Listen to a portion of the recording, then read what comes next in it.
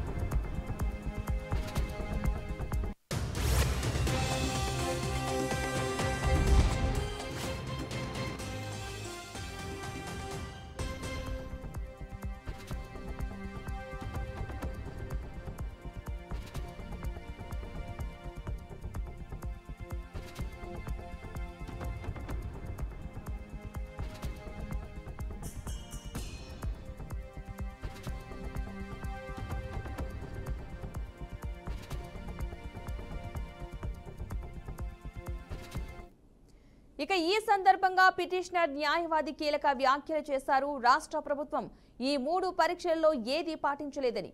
dedication commission report బయట పెట్టలేదని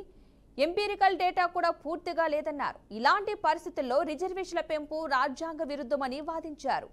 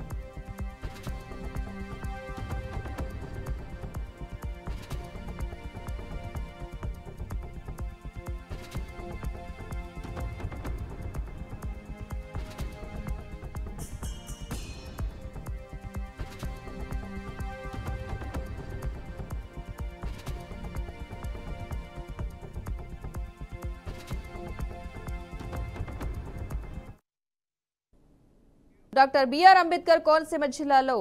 జరిటిన భారీ అగ్ని ప్రమాద ఘటనలో రెస్క్యూ ఆపరేషన్ అయితే కొనసాగుతుంది రాయవరంలోని గణపతి గ్రౌండ్ బాణసంచా తయారీ కేంద్రంలో భారీ పీరియడ్ అయితే సంభవించింది దీంతో పెద్ద ఎత్తున మంటలైతే ఎగిసిపడుతున్నాయి ఇప్పటి వరకు ప్రమాదంలో 7 మృతి చెందినట్లుగా సమాచారం ఇక గాయపడ్డ వారికి చికిత్స అయితే కొనసాగుతుంది ఈ ఘటనపై తాజాగా సీఎం చంద్రబాబు స్పందించారు ఈ మేరకు సోషల్ మీడియా ప్లాట్ఫామ్ ఎక్స్ లో ట్వీట్ చేశారు